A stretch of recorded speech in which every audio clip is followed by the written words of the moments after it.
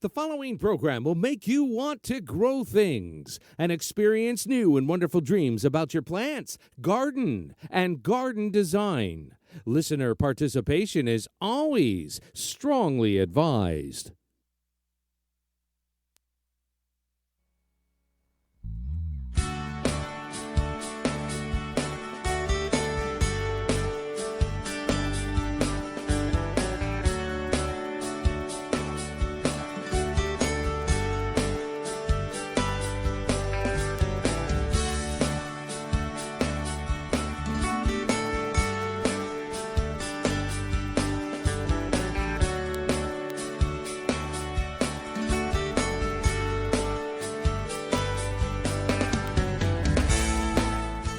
Good evening and welcome to Down the Garden Path with your host Joanne Shaw and Matthew Dressing right here on Reality Radio 101 to get on board by telephone in the Toronto GTA area.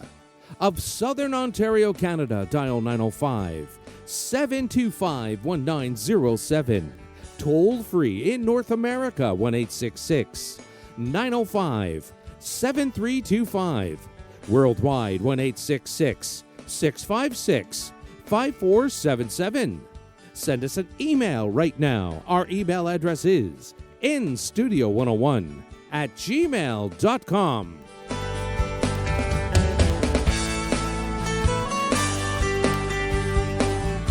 And now, ladies and gentlemen, right to your hosts of Down the Garden Path, Joanne Shaw and Matthew Dressing. Thank you, and welcome everyone to this episode of Down the Garden Path, where we discuss down-to-earth tips and advice for your plants, gardens, and landscapes. As landscape designers and gardeners, we think it is important and possible to have great gardens that are low maintenance, and we want to help you make it happen. I'm Joanne Shaw, landscape designer and owner of Down to Earth Landscape Design. I've been designing beautiful gardens and landscapes for homeowners east of Toronto for over a decade. With me today is my co-host Matthew Dressing, and every Monday. Welcome, Matthew. Good evening, Joanne. I was just thinking, and every Monday night. Yeah, I know. I'm Matthew Dressing, horticulturist and landscape designer and owner of Natural Affinity Designs. Natural Affinity is a landscape design and garden maintenance firm servicing Toronto and the Eastern GTA.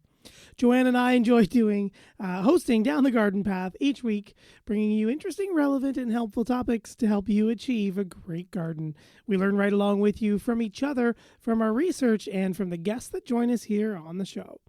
As always, we welcome your questions via social media, emails, or phone calls.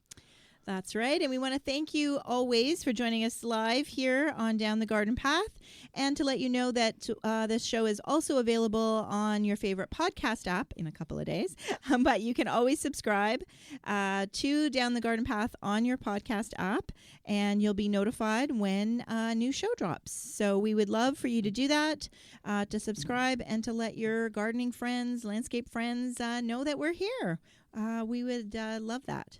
Yes, we would. Mm-hmm. Yes, we would. Well, it's a new month. It's February, or not February. Oh my gosh, it's March. Yeah, Yeah, it's midway through March now. So we're excited about our March topic. That's right. So yeah, you wrote with a new month. Yeah, with a new month. Yeah. I think I just copied and pasted that. That's right. That's okay. But this month, we're talking all about growing. Mm-hmm. We all like to grow plants many different places besides the ground. So this month, we're going to discuss what it takes to get growing in different places, from starting seeds indoors to raised beds and containers. The possibilities are endless. And as tonight we continue our discussion, I've copied that part too. Yeah. But we are going to talk about growing healthy gardens, what it takes to get those garden beds started and ready to go. Yeah, we kind of done two shows where we talked about growing indoors, and everybody's getting excited about that. But I know I've noticed on some of the Facebook groups and things that people are wanting to get outside, especially with what's going on around the world. I know we weren't sure whether we were going to talk about it or not, but it kind of comes up that people can get outside and put their hands in soil. And although it is still a little early, I think, but maybe not for vegetable gardens. Yeah, it depends on where you are, what you're doing, cold frames, etc. Yeah. Yep. Yep, that's for sure. And I have to say, I loved last week's show. I am so excited. I bought my Wawa onion seeds, and I bought my soil, and I bought my tray. I just need to get the grow lights. But I'm excited. Our family goes through onions, and I just way more. It seems like it's gonna be much more. I don't know, satisfying than tomatoes. like there's no disease, just to know. I know it's 1 for 1. Like I know people will say, well, you plant one tomato plant and you get multiple tomatoes, and we plant one onion, you get one onion. But I just think, I don't have to fight with the spot and the mold and the trimming and the pruning and the deficiencies. And what's the thing that gets the root end rot, bottom rot? Blossom end rot. Thank you. Yeah. I don't have to fight with any of that. I don't have to fight with raccoons taking the tomato and taking a bite and putting it back down. I don't know. Are the raccoons going to play with onions? I don't know. But I have to say that Megan, or if you missed our show last week, Megan Kane was here on the show, not in person, telling us all about growing onions. And if you've been a long-time listener, I've been kind of on the negative side of growing seeds, starting things from seeds. But I have to say, I'm really excited. I was just going to congratulate Megan. Yeah. Megan, you did it. You broke the barrier. I know. She's growing from seeds. We'll see. We have to hold me accountable to that. I actually do it by next week. There you go. I'll have to ask you next week. Yes. And how many do you think you're going to plant? I don't know. I haven't opened that package. It sounds like there's a lot in there. And you just got one package? I just got one package. Okay. I don't know if I should, I don't know, is that going to fill a whole tray, or should I get something else? Like, if I'm going to spend money on grow lights, I might as well grow more than onions, but I don't know. So it's hilarious too. Those whole so there's, grow lights seem to have a certain price point. And then you see all these sites that say you can make your own, right? And so then you look at those sites, and the material list is like an arm's length long. Yeah. And then they're like, oh, and all these materials come to approximately $350, and I'm like, but you can buy it for $150. Like, who's going through all this work to spend $200 more? So. Not sure what's going on there. I know, exactly. So, maybe I'm not comparing apples to apples on the size of things. But anyway, yes. Does your garden center have grow lights? Yes. Stands? Yep. We've got the different grow lights and the stands and the individual bulbs and all different kind of kits. And yes. Yep. The little tray with the adjustable and the self-watering and all the fun stuff. I've been Googling, but I haven't hit the button yet on which one I should buy. But I need to do it soon so I can get the seeds going, right? Yes. So.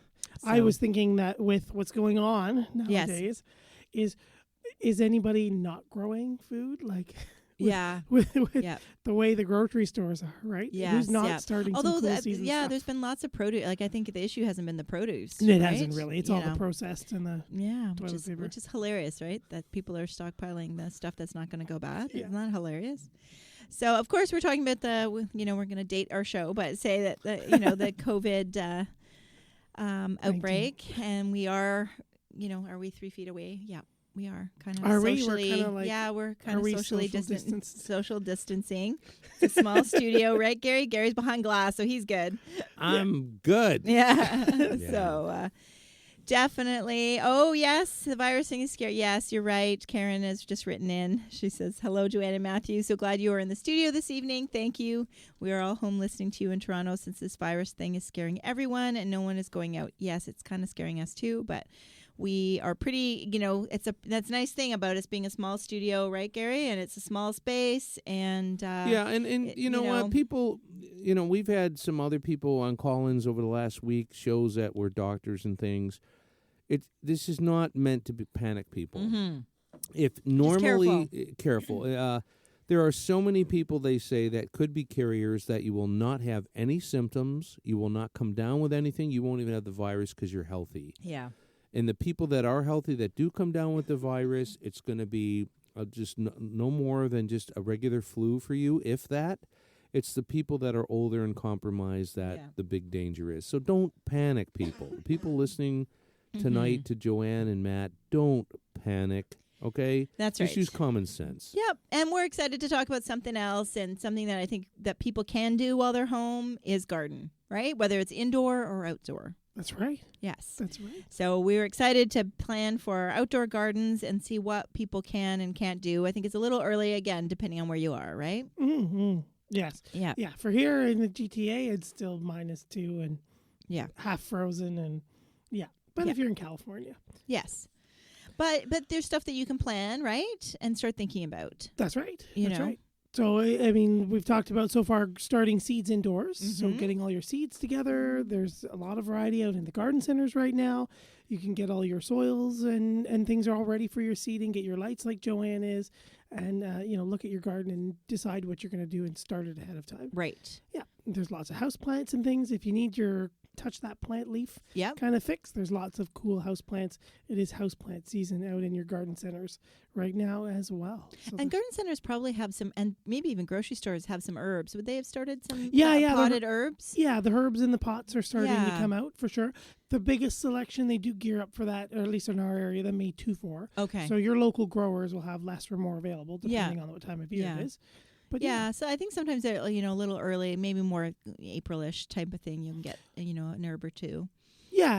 I mean, we've got the basic selection. We've got some parsley, some cilantro, a little bit of basil, a lavender, and a rosemary maybe. So. Okay. But all the outside ones like the curries and the different dills and the weirdos that are way out. For sure. I think the basic stuff they might have like 6, variety of 6 different. It's those 6 it's in every recipe. The oregano, the chives, that. The chives exactly. Not that curry or dill is weird or way out there, but definitely. I also wonder if we have any listeners who have those little grow kits from like Best Buy sells where you buy the unit and then you have to buy the pods that have the seeds in them. So my eldest son actually asked for that for his birthday last year. So my youngest son, who works at Best Buy, bought it for him. But then the thing is, it keeps the light on like all night. So we're trying to find a place in the house, like for a long period of time, the light is on. Oh, weird. And so it turns out my office is the best because we had it in the basement, but then you forget we don't go in the basement. I'm sorry, did you read that one already? Oh, we did, yes. Okay.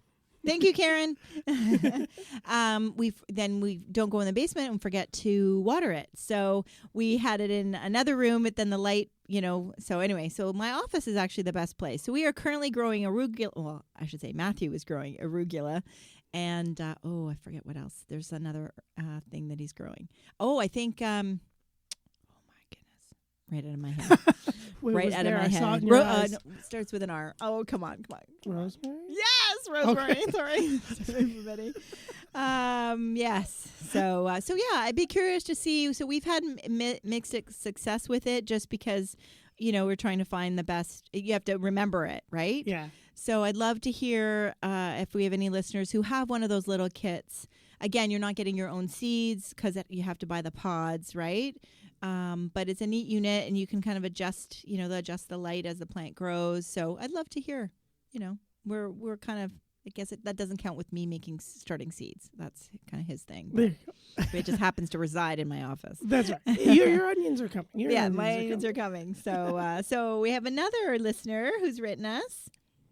Ari writes in, hello, Joanne and Matt. Is there anything that we can do right now to prep our garden beds for the upcoming growing season? Thanks. Yes, that's our whole show, Ari, so you have to stay tuned. That's right. We're excited. We are indeed. So where should everybody start? Oh, there we go. Joyce is commenting too. Oh, Joyce is saying, tell people to get outside, enjoy their garden, plan ahead. Love your show, Joyce. Oh, thanks, Joyce. Yeah, so that's really why I think our timing of planning this show, which we planned in November, has worked out great. So we do, there is some stuff. Again, I think the good thing is that, some yards still have snow because that's kind of like the north and shady spot of the yard, right? Yeah. Whereas usually that's not where you're going to put your vegetables. So, So that is good. That's melted. That's kind of probably doesn't even have frost. Even our GTA, no frost in the ground, I don't think. North of us, maybe north of Highway 7, possibly still. But there is, like Joyce said, planning and some prep. That's right. Yeah. That's right. So, where should people start? Well, it depends on where you are. Okay. I like to say like today to me is still early, Okay. right? Because the ground is still soggy Yeah. or half frozen, Yes. and there's a lot of leaf debris and other litter that might be around that's overwintering beneficial insects, Right. Good insects. and Yeah. other good guys. Yeah. So going out there now, it's kind of like, oh, it looks kind of ratty. It's time to clean up. It's melting, but there are things that are still kind of sleeping there that we don't want to quite yet Disturb. Yeah. So yeah, the next couple weeks is still a little early. Right, but that could turn on a dime. For sure. So what do we do? So as it warms up, those guys will wake up and they'll scatter. Okay. So yeah, definitely. If you can, wait as long as you can before you get on the lawn, just because it is a whole other plant, as well. But if you're going into your beds, for example, that's where I think it's still too early. Like, I think if people wanted to focus on their veggie garden, don't you think? Like, even if they're waking up some of the beneficial insects and stuff, they're just concentrating on that small area as opposed to all their garden beds. Don't you think? Like, I think ornamental totally garden beds. Oh yes, yeah. No, I was just Okay. gonna say. I So totally yeah, lost you. yeah. No, I could tell I totally lost you. yeah. Be careful when you go in We are your. sitting close enough that I could tell I totally lost You you. totally. Yeah. I was like, what are you talking about? No, ornamental versus. Right, yeah. So your ornamental, just kind of like your lawn, just watch out. There are root balls there that you Right. don't want to step on. But if you're going into your veggie garden, Yes. yeah, it should be all open, just soft soil, Yeah. et cetera, et cetera. So as it gets warmed up, basically you can just, like you were saying, just kind of clean that out, pick any of the dead stuffs that are on there, and we can start to look at the soil itself. Okay. It all kind of starts with the soil. Have you done a soil test lately? How do you go about Right? doing a soil test? Yeah. So you can kind of do like a basic one you can get from your garden centers. Okay. And you usually will just get like the little vials, Mm-hmm. and you break a little capsule. You fill it up to a certain line with a little bit of soil from a few spots. So just very small samples.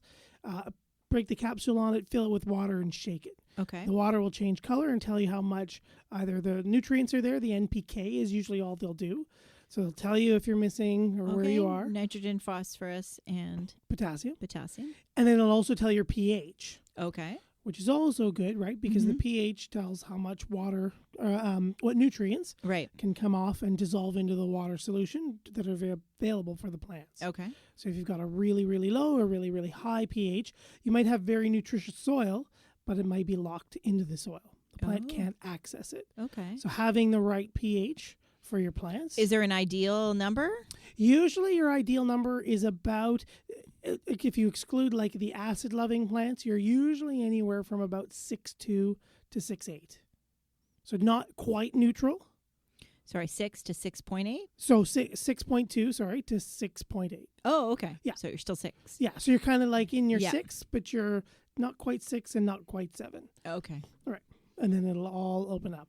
When you get into like rhodos and blueberries, they like it a little bit more acidic, but then the acidity will start to change the amount of those nutrients that can come on. So what's more acidic? What number? When you go, yeah, good question. So if you're looking at your pH scale, 7 is neutral. Okay. And if you go lower from 7 to 1, you're becoming more acidic. Okay. So like 3. The lower the number, the more acidic. Right. Okay. So 3, that's where you see like battery acids and juices, like orange juices and things like that. They're very acidic. Okay. But when you go from 7 plus up to 14, that's where into your alkaline things, your battery acid and stuff like that. They're very alkaline. Okay. So we want it just a little bit lower than neutral. Okay. The lawn likes it closer to neutral. So if we have someone, like I have a client who's just moved into a home, there's an existing garden bed where she's, which is surrounded by what we think are railroad ties. We're having a hard time telling. We all know that the creosote on those railroad ties is not good. So she's wanting to test the soil really for health. So that would be more of an advanced test. So that's something where if we maybe did a Google search, depending on your local, maybe university or something like that. I mean, here in the GTA, you were saying Guelph offers a soil test where it's more of like you're mailing somebody. Right. So that's a longer process. It is a little bit of a longer process. And this is where you're going to find when you go to Guelph, you're going to find the chemicals that are in the soil, the exact like nutrients, the exact pH. You'll see the macronutrients, the micronutrients. You can get like your fungus any like pests and diseases, funguses, bacteria, viruses that might be sitting in the soil, so they can alert you there. Yeah. And they usually will give you lots of recommendations as to what to do. Okay. So, And I think that's great. I mean, I'm kind of curious to do that myself, but I think, a brand new house, you don't know what was there before. Right. If you want to start a big vegetable garden, house that's new to you, in this case, surrounded by wood, how good is that wood, that type of thing. So I think especially since we have time and we're all spending so much time at home, right. if that's something you want to do, then, and I've never, even being in the industry, never done it and didn't know how to do it. So that's great information, Matt. And I hope our listeners can search out that information, and that's something that, step towards, that's something to do, that put on your garden to-do list. Definitely. Whether it's veggies or ornamental, right? Or lawn. I know there's some people that have patches in their lawn that are never figure out why nothing grows, right? And why the grass doesn't grow and why there's always, so, sometimes something like a soil test. Yeah. Right? Yeah. And it's probably not that expensive. No, and believe it or not, they actually will save you money. Yeah. If you've got high amounts of nutrients in your yard or in that bed, why are you going out and spending expensive fertilizers that's to put true too, right? even more of it down? Yep. Right. Yep. So it'll kind of guide you in how much you Yeah. actually do or don't need, because Okay. they'll usually have some recommendations on Okay. that. You only need this much. Yeah. Perfect. Yeah, for Yeah. sure. Okay. And especially if you've had maybe your garden the last couple of years, was a little lacking, or things didn't do what and you're blaming yourself, like me, didn't we Yeah. water, we didn't do this and we didn't do that. Is it us or is it the soil? Right. Right? Yeah. Exactly. So that'll help you with that. Kind of like Joyce was saying too, planning ahead, knowing, especially when you're into your veggie gardens and stuff, know what was there the year before. And kind of practice some crop rotation. Right. So that'll help break the weed cycles. It'll help break insect life cycles. So that'll bring down your pests and diseases, things like that. But also things like your tomatoes are very heavy feeders, and they like to feed on specific nutrients. So if you keep planting your tomatoes, unless you're really heavily, fertilizing and amending the soil, yeah. Unless you're amending and really heavily fertilizing them, you're not going to replace those nutrients, right? So, making sure that you know what's there and rotating things. That'll also reduce the amount of money you're putting into it, and also the stress on those plants from those other cycles. Excellent. So that's the first thing on everybody's garden to-do list, is to do a soil test. Yes. Excellent. So Brett writes in, "Hey everyone, is it too early to rake? Ha! I know the answer to that one. My lawn's pretty clean right now without raking. Are there any fertilizers or turf builders that I can put down right now?" Still too early. Yeah. Yeah, we're still a little bit away. You're probably still about 2 weeks away, Brett. But then the first thing you want to do is your corn gluten if you're here in Canada. Yeah. Yeah. Which will help with germs. Germinating different seeds that might be in your lawn Thank space. you, weed seeds. The germinating of wheat seeds. Yeah. Yes, that's so it's still cool at night. So really, anything you put, there's no harm in putting stuff down, Brett. But it's so cool that nothing's really going to start to do anything. So right, and I mean, if we get some big rainstorms, it just washes it all away because it hasn't had time to dissolve and do anything. So our best advice is to save your money and wait. That's right. Mm-hmm. Cindy writes in, "Hello, I know that it's not a good time to rake our lawns, but what about our flower and veggie beds? Thank you for your advice." So we were saying, Cindy, a little bit that it's a little early. We don't want to be on our lawn or in our perennial beds just yet because we don't want to damage the roots. Your veggie bed where it's open soil, you'll compact the soil, but you're going to till the garden and prepare it a bit more with stuff. So that's okay. But watch just some of those leaves and other debris that's Do you want to around. the debris, like the leaves, not necessarily like if there's any roots and stuff from last year's plants, you should get rid of those, right? I'd pull those out. Yeah. But let's say there's like leaf debris from other, like the tree in the yard that's kind of gone onto the, and that started to decompose. Is that good to kind of turn it into the lawn, or should we be raking those off? Did you mean the lawn or into the garden bed? Veggie bed. The veggie bed, sorry. Those leaves have gone into the veggie bed, and so that they're starting to decompose. It's probably blown into the corner against the fence in the garden, right? Yeah. And is it okay to kind of stir those in? Is it better to scrape them off? Yeah, once it starts to warm up and the veggie bed becomes pliable like that, Yeah. Yep, you can turn them in. If you turn in like 3 bags worth of leaves into it, that's too much. Too much, yeah. So it's just what's blown, yeah. Right. Just the a little odd bit. turning in, like you said, the odd little bit of leaf. That's perfect. Okay. That's perfect. Okay. But I do want to emphasize that the stems of the things that you couldn't get out in the fall, you know, some of those plants have quite a root to them, right? And you couldn't get the pepper plants out, or maybe the tomato plants out. Those are the things to kind of clean out now, right? Yeah. They're not the best thing for the new plants. Right. Unless you're going into like your crop rotating and you're leaving something fallow and untouched, which most of us aren't. Yes. That's the only time. So just rip all of that out. Okay. Yeah. Okay. So we've done our soil test. Things are warm. We're getting our veggie bed ready. Lots of people like different soil amendments. Okay. I like stuff that's high in organic matter. So I'm right off the bat. I like the composts, the worm castings, things like that. And what it's going to do is it's going to encourage the microbial life in the soil. It's going to make the soil alive. So the soil will help maintain its structure. The organic matter will retain moisture. It'll start to fend off pests and diseases and other pathogens and just give it a nice, rich structure. So the plant can spread out and feed nicely and just over the entire season.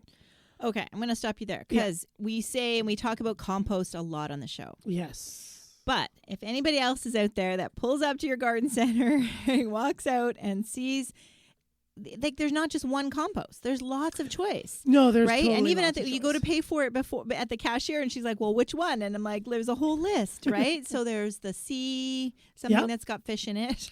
There's, but yet sometimes I can't. Finding the worm casting's hard. I hear wonderful things about mushroom compost, but no one seems to sell it. Yeah. So same. Right? So I don't know it who the farmers that have it, so I'm kind of curious as to, do we and maybe a compost show is what we need. I know we don't want to talk about compost for the whole time, but is one better than the other? Is one we shouldn't use for the vegetable garden? What are your thoughts? For the most part, for the veggie garden, you can pretty much do whatever. Okay. They're all going to be okay. Okay. Yeah. What you tend to get is, so there's the worm casting, and everyone raves about worm castings. And you can put these into your house plants for a little bit of kick, too. It's hard to find and a little pricey, right? It can be, okay. right. They tend to be bought in small amounts, and then because they are so pricey. So people don't want to carry a skid of them unless they know they're going to sell them. Right. So they might carry 10 bags, but then you get the specialty people who come in and buy 8 bags right away, right? And then you can't find it. Yeah. Is it something people could order online? Usually, yes. I have seen a couple spots that will sell it online. Okay. Yep. And then early in the garden center season, your local garden center is usually right in the beginning is where they'll have it. Okay, define that. So like for us, for example, the time that we would have it is probably about the beginning of April till maybe just past the end of May to beginning of June. Okay. Yeah. And then it's gone. We've kind of done most of our stuff. There's still planting being done, but it tends to be with all the amending is gone. Yeah. Right. All that amending and preparing is done. Okay. Right. But yes, it is expensive. I know we sell just a tiny little bag. Mm-hmm. I think it's only like 4 liters. Not even, maybe 5. Okay. And it's like $30. Okay. But you just need like a handful in each bed, right? Right. You don't need the whole, like a bag per bed. Right. You're not amending the entire bed with worm castings. Mm-hmm. You're going to amend with your worm castings that root ball immediate area. Okay. Right. Or you have a small container of something and you've mixed it in like 10 to 15% in with your existing soil. Okay. And the thing about the worm castings is that whatever worms ingest, if they ingest like silver, they poop gold. So they have this amazing ability to like eat food and have it be more rich and digested and filled with you weren't talking literal elements. gold. No, not literal gold. I'm like, what? Wait a minute, what? Did we change shows? Sorry. Okay. Metallurgy and geology with Matthew Dressing. Yeah. Yeah, so whatever they eat, whatever comes out the other end is much more rich and filled with elements and more accessible. Mm-hmm. Okay. Right, so you don't need a little goes a long way. Okay. Type of thing. All right, so go ahead. I was just going to move through the next compost. Oh, okay. Go ahead. So then you see like a forest compost. and then you see a C compost, Okay, or C. couple, or Yeah. you see like sheep and cow manure. Okay, yes, I was going to go to the manure. So yeah, Perfect. because do you consider So I consider compost and manure something separate, but is it really the same thing? Yes and no. It's kind of like you've composted the poop. Yes. So basically, it goes through a composting process where Okay. it heats up, but it kills all the bad bacteria. Right. Which is why it doesn't smell. Like, I know you're Right. younger than I am, but I know, you always knew when the neighbors put their manure on their lawn or on their garden because it was stinky. But these days, that's not the case because it is so composted, Right. before it's bagged. Right. And if it Okay. does have too much smell, that means there's active bacteria that could be harmful to us. Ooh, Right. good to know. So we don't want that on our lawns. And Okay. usually there's like the nitrates are so concentrated in the poop that it starts to burn the lawn as well. Oh, okay. So that compost breaks it down and makes it into, pardon me, Okay. So could someone do compost and manure in Yep. the garden? most Okay. certainly. Okay. Most certainly. Alright. And so we were talking last year about doing garlic in our containers, in my Yes. container. Mm-hmm. And that's my thing. So before I did Did it, you do it? I did do it. Okay. And I put in a sea compost. Okay. So, and then I have a top dressed with manure. Okay. And then I just have a basic, like a triple mix, like a nice garden mix. Right. So I can use all three of them, and they're all just Okay. going to release different nutrients. Excellent. So the nutrient source is going to come from sheep and cows. Okay. Poop, they're composted. What they ate will have different nutrient values in it, and so what you get out the other end is going to have different. Makes sense. nutrient And they've values. eaten greens, like they've eaten nitrogen stuff, right? Right. Yeah. Okay. Sea compost, same thing, but you get like crustaceans, and you can get some fish byproducts. You can get some seaweed byproducts. Okay. And again, they all have their own nutrient makeup, Okay. and they come out with the other end. And then the Okay. forest is basically composted leaves and twigs and bark pieces, so it can be a little bit chunkier. Okay. A lot of people are like, "Oh, what's that?" Yeah. That's okay. That's healthy. That gives you structure Mhm. and something for the microbes to break down as they keep going. Okay. Because they're going to look for something dry, like the leaves we were talking about, Mhm. but also something wet. So actual, like picked green leaves, or where you see people who have lots of compost, they'll pick weeds and just chuck them back on the garden because the compost will start to take them away. Right. Right. Okay. Okay. That's good. So there we go. Some more planning and sourcing. You can source while you're home with the virus and quarantine and social. What are we? Social distance. Distancing. You can find some worm cast where you can get some. Call your local garden centers, especially the Yeah. small ones. Tell them you want it. We definitely need to support our local businesses at this time of as well. Mm-hmm. So finding out about which composts are available and things like worm casting. That's great. Right. One of the things, just thinking of one of our past shows, we've had John Robertson from Natural Insect Control on the show. Yes. Yeah. You can usually go, I don't know if they sell it through their website, but Natural Insect Control does have a worm casting. Okay. You might be able to order it from naturalinsectcontrol.ca. Excellent. So yes, please search for that. And they also will have the ladybugs, the Right. praying mantis pods, so lots of great things that bring beneficial, because that's another part of a healthy garden, right, which we're talking about tonight. Exactly. Is growing a healthy garden, and beneficial insects are also a big part of that. So having something, instead of having to spray for aphids, having ladybugs eat the aphids, that type of thing. Especially when it comes to food, but even in ornamentals, right? Right, exactly, Mhm. right? We're putting in this money and these beautiful, expensive plants, our time, our energy, our Yeah. love, all that fertilizer, that food, that prep. But yeah, they do have a value as well. And Yeah. those insects will find habitats and other insects to attack and eat. 90% of all insects eat other insects. Right? So yeah, definitely take a look at that. I think the Garden Trends Media Report this year, right? Mhm. Part of that healthy garden, that healthy habitat, restoring the cycle. The frogs are going away. So maybe adding water to your garden if you have a Yeah. spot or you've been considering it. Yep. Just another way to reinforce just that natural health in Right. your garden. That Yes. Yeah. natural Even a bird ecosystem. bath, for the Yep. birds and the butterflies. Exactly. They sell a bunch of, because everybody's worried about standing water and mosquitoes, but there's some little gadgets that you can kind of put in to keep the water moving, right? Yeah. Even if it's just it doesn't have to be a moving fountain kind of thing. It can be just a bird bath, but there's some little They're like flittering little things. agitators. Yeah, little agitators, Yeah. battery operated, that you can sit in there that keeps the water moving so that it doesn't create any insect. Place some river rock or some flat stones so butterflies can land. so there's great ways to attract some beneficial insects. Right? That's right. Mm-hmm. That's right. And bees too. Apparently the bees need to drink too. They do get their say. A lot of people will just have a nice shallow bird bath. They'll put a few stones in the water, and they'll land on the cluster of stones, and they'll just walk to the water's edge and drink from there. Perfect. Right. A lot of people have the bird baths, and they like to have them like 3, 4, 5 inches deep. Oh, okay. Right? And our birds that are on land aren't swimmers, right? Yeah. They're not ducks and geese. They like to wade in. They don't like to swim in. Right. So having it shallower, so you can have a couple stones, Mm-hmm. or the birds can walk in, sit down, and then splish around. That's what they want to do. Yeah. I tried to do. It does take maintenance, but I try to have some like the saucer, like the. Oh my goodness, Copper? porcelain. Oh, porcelain. Like the saucers to our pots, right? To our ceramic pots, the saucers. I just have those in a couple places in my garden with some river rock, and because they're pretty shallow, so I fill those with water, and they overflow from the the sprinkler or when I'm walking by. So I have those tucked into about 3 different beds, and so that's another little water source, for sure to do that doesn't cost you anything. But I'd love to almost have something, a little bit more pronounced, like a bird bath. So. like a feature kind of thing. Yeah, like a feature. And the other animals and bird species will enjoy that too, because they'll like the shelter of the nearby perennials, right? Right. You will draw out other insects and organisms that are there, right? Yeah, for sure. So Frank writes in. Hi, Frank. Thanks for writing in. He says, hello, Joanne and Matt. Even though we cannot really do much in the garden right now, excellent tips and tricks. Thank you. You're welcome, Frank. Yeah, it's still a little early, but it's nice to think about it and to know, because I think,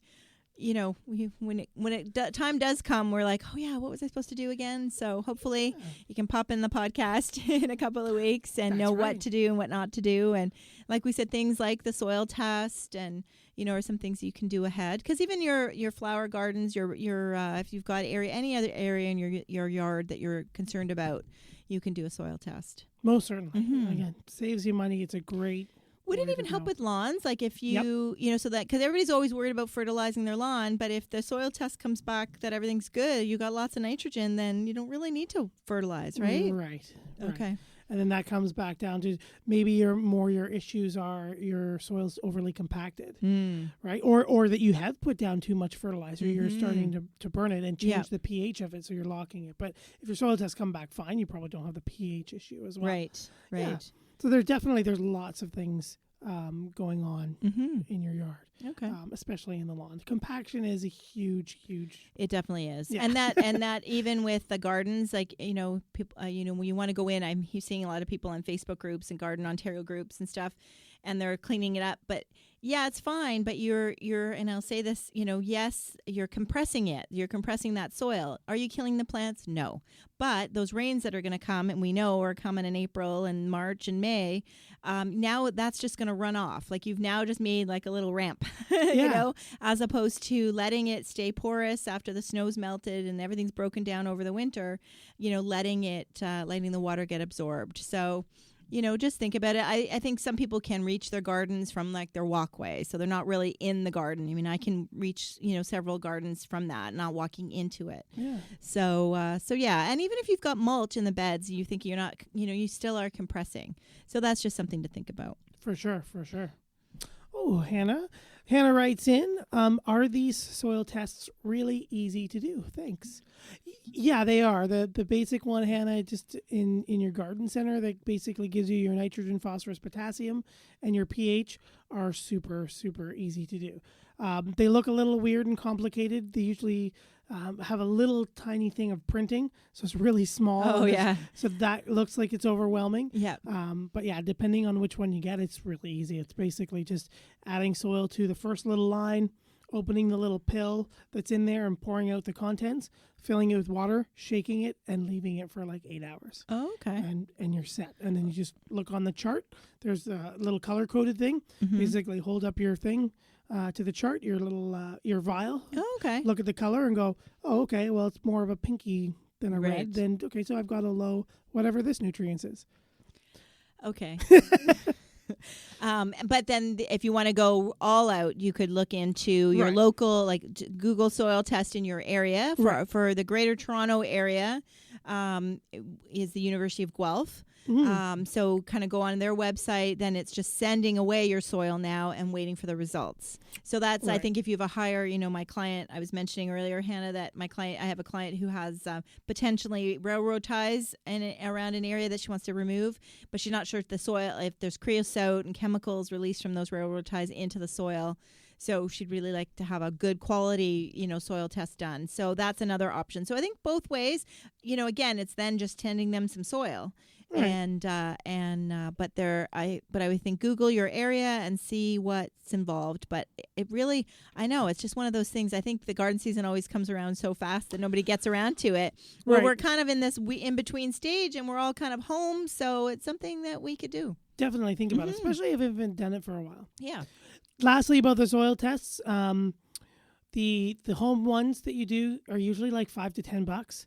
When you send it away to like a Guelph or another soil institute, again, just wherever you Google is local for you, that could be anywhere from $50 to $100, depending okay. on shipping and handling and soil or whatever. Because it is a scientist now who's like looking at it, Yeah, right? yeah, they're It's using going under a machines microscope and- and whatever. So, so you can certainly start with the ones from the garden center, and that kind of help you. But if you have something really specific that you're concerned about, then that's a good point. Right, Yeah, like Joanne's client. Yeah. Yeah. for sure. Oh, Jake, you're right. We agree. Hi, Jake says hi. Great advice tonight. Sure beats listening to all the other media reporting on the coronavirus.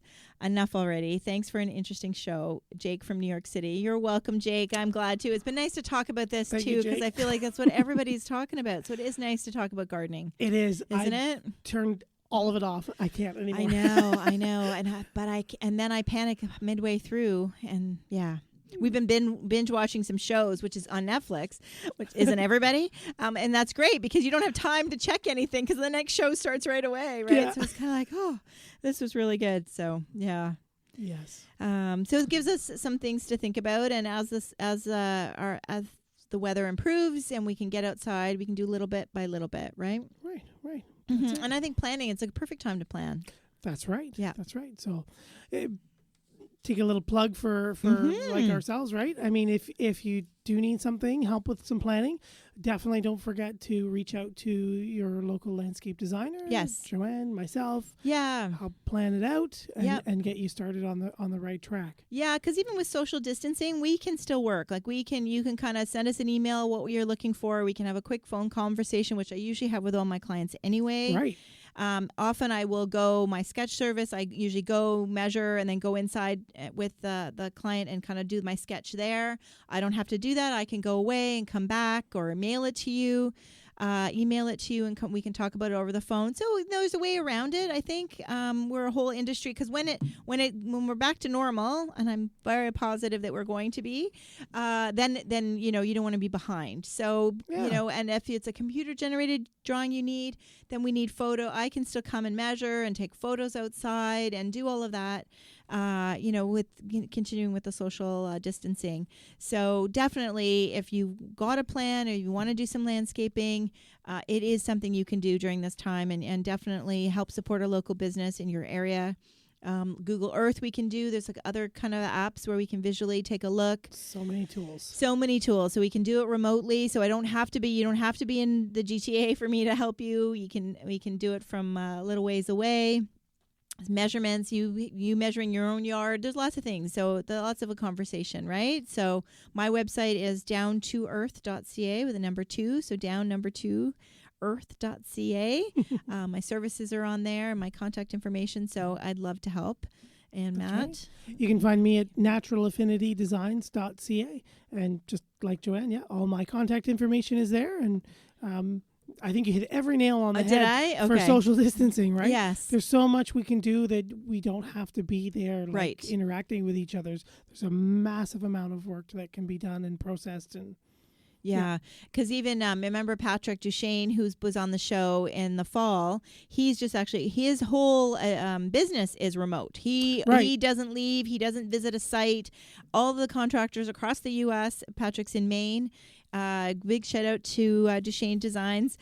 They all contact him, send him the measurements, send him the photos, and he does everything remotely. He set up his whole business that way. He has a couple of people working for him.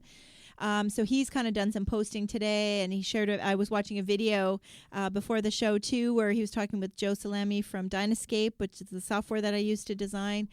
Just encouraging people, because a lot of designers like me aren't remote. Like I can do it. I have done it. I've done it for people in BC. I've done it for people in different parts of the world, but not as often. I'm normally, in the area.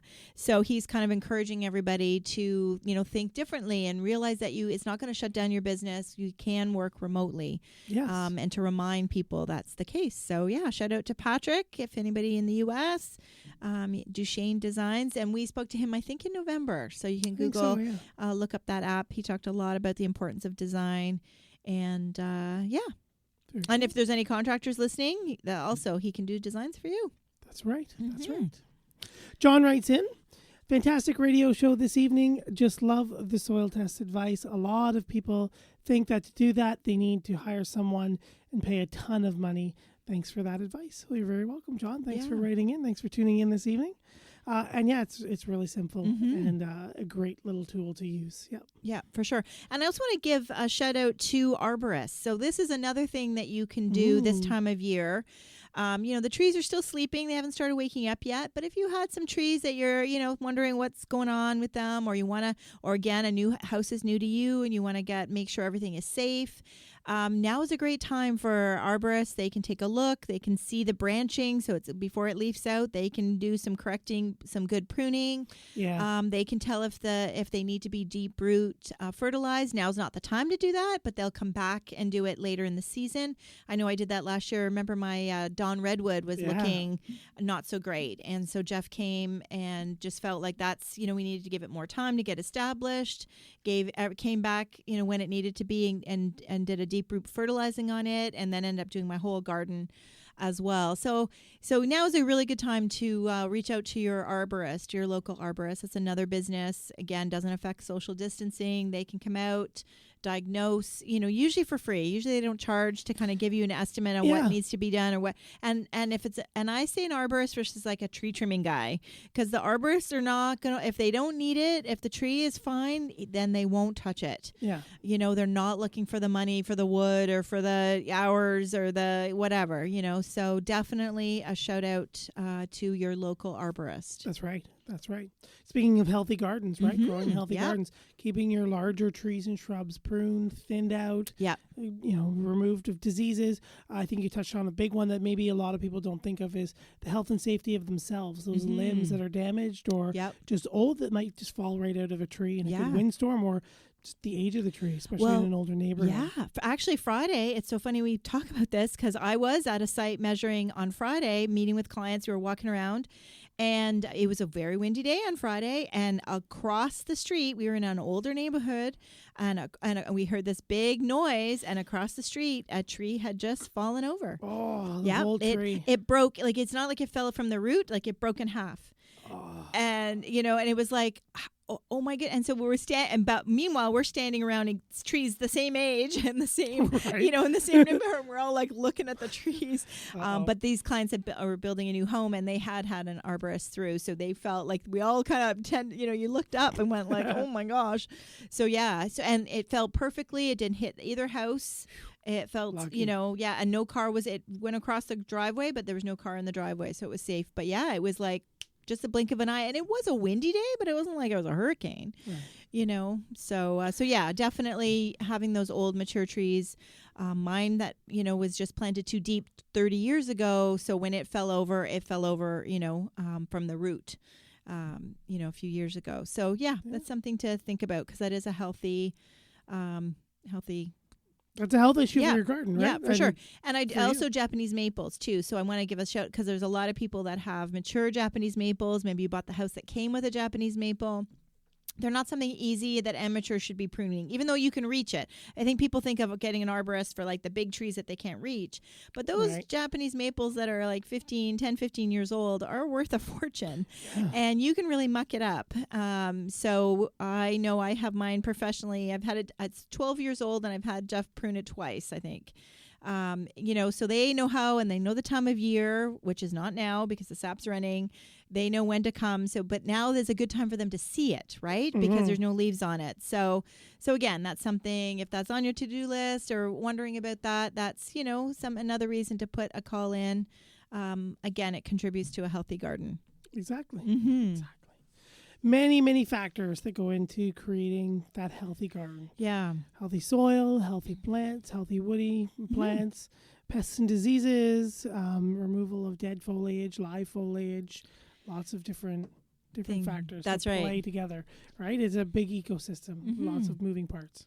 So I'm thinking about cold frames. So I know we need to do a whole show on cold frames, but I kind of think since we do our home and maybe the people that are home with kids, right? Like, is that something that, Google how to make a small cold frame? So even though we're telling you it's too soon to get in the garden. That's right. So funny that my Google, okay. Must have said Google and Google turned on my phone. So it's been, Google how to build a cold frame. So that could be a kid's activity, and then you could set it up and actually get started on some of the vegetables, some of the cold crops. So I think, that's a cool little thing. And I know we've joked about, I'd love to figure out how to do that. But that is something, there's lots of videos on how to make it yourself. For sure. Right? That's right. And kind of segueing into next week, tied in. Yeah. Take a look at Tara Nolan. She's going to be our guest next week.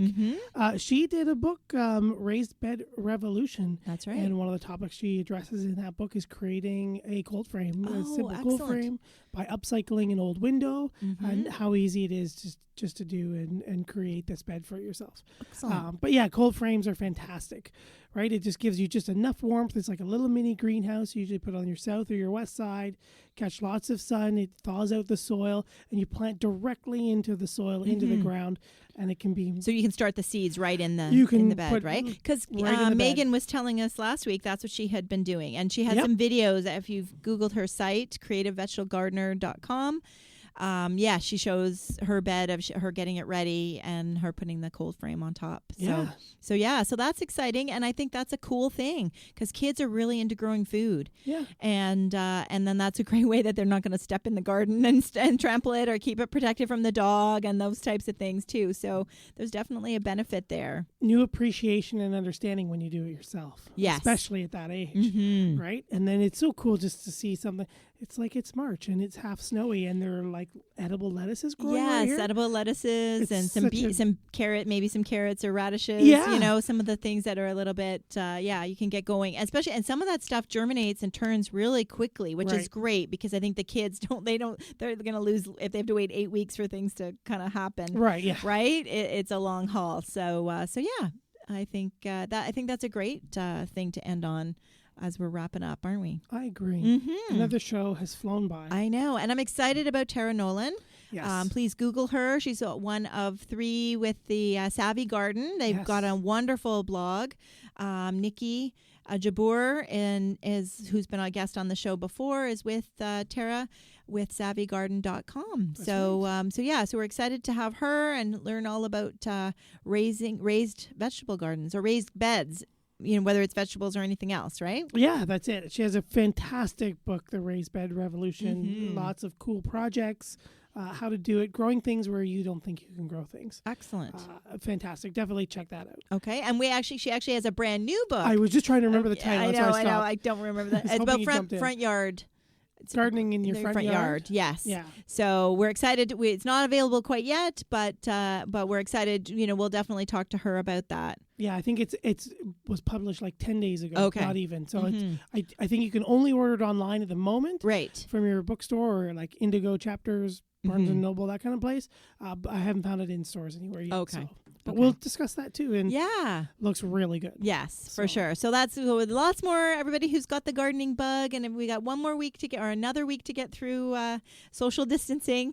But we can do it, and she'll be online or on the phone. She won't be here in studio with us. But it's going to be a great show. I'm confident of that, and I'm excited that we were able to share these tips. And if you didn't catch them all, then please subscribe to Down the Garden Path on your favorite podcast app, and you can go back and listen to it, especially in a couple weeks when we can actually get back out there, right? That's right. That's right. And we're all jealous of those who are in warmer climates who are getting out there right now. Yes, definitely. I already did that, definitely. Joanne. Yes, definitely. Shoot. Definitely.